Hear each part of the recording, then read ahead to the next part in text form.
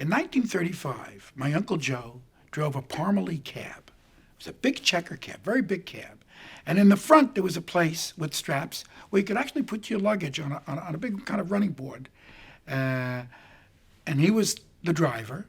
But in the back, there was room. There were folding seats, and there was room for about 4 people. When a Parmalee cab came down South 3rd Street in Hooper, where I lived in Williamsburg, and there was no driver, and it appeared to be driving by itself, we knew it was Uncle Joe, because Joe was about 4'3", and had to sit on many telephone books. Remember, the telephone was just invented, so you needed many books. There was nobody in the book. Many telephone books to get high enough to get to the wheel, and he could just about see over the wheel, but we couldn't see his head. Joe was given 2 tickets to Cole Porter's new show, which was Anything Goes. And I was about 9 or 9.5. And he said, "How would you like to see a Broadway show?" And I said, well, what is it? What's a Broadway show? He says, "Well, people sing and dance on the stage, and, I said, it's like a movie. I only knew movies. I didn't know what Broadway was. He said, "No, it's better. Melvin, it's thrilling. I'm going to take you to see your first Broadway show, my Uncle Joe."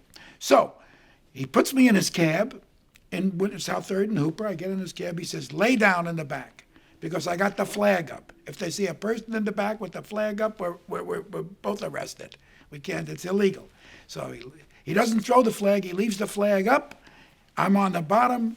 I can only see from the bottom of the cab. I see, when I began to see girders, I knew we were crossing the Williamsburg Bridge. So I said, that's good. And then I saw a glimpse of the Chrysler Building. I knew we were going uptown. And so things were good. Then you could park. 1935, the street, you park, fine. There's no signs, there's nothing. There were no cars. I mean, you were probably the only car on the block, So right outside the Alvin Theater, parks the cab. We go in, they tear the tickets. We turn left, we go up some stairs. We go around, we go up some more stairs. We go around, we go up some more stairs.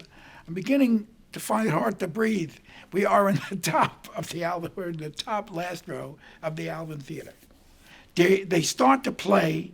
We sit down, the lights hit a maroon curtain, rich velvety maroon curtain, and they play an overture, one song after another.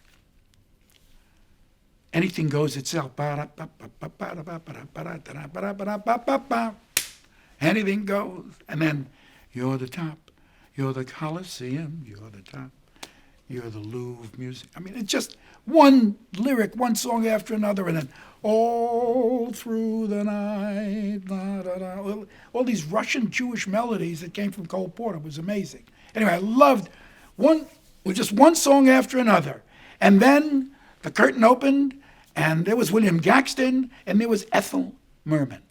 And I had no mics. And I was sitting in the last row with Uncle Joe of the balcony. And Ethel Merman started to sing, and I had to hold she had a big voice. Anyway, it was the most thrilling experience of my life. And I said to Joe, yelling from the back of the floor, "I'm going to do that one day, Uncle Joe. I'm going to do that. I love that. I've never seen anything like that." And he said, "Okay, kid, you can do it," and that's one of the songs in The Producers, "You Can Do It." So, and I did do it. It took me maybe 60 years to get there, but I did it, Musical comedies are diamonds. The other shows I talked about may be rubies, maybe emeralds, and they may be amethysts, but they're not diamonds.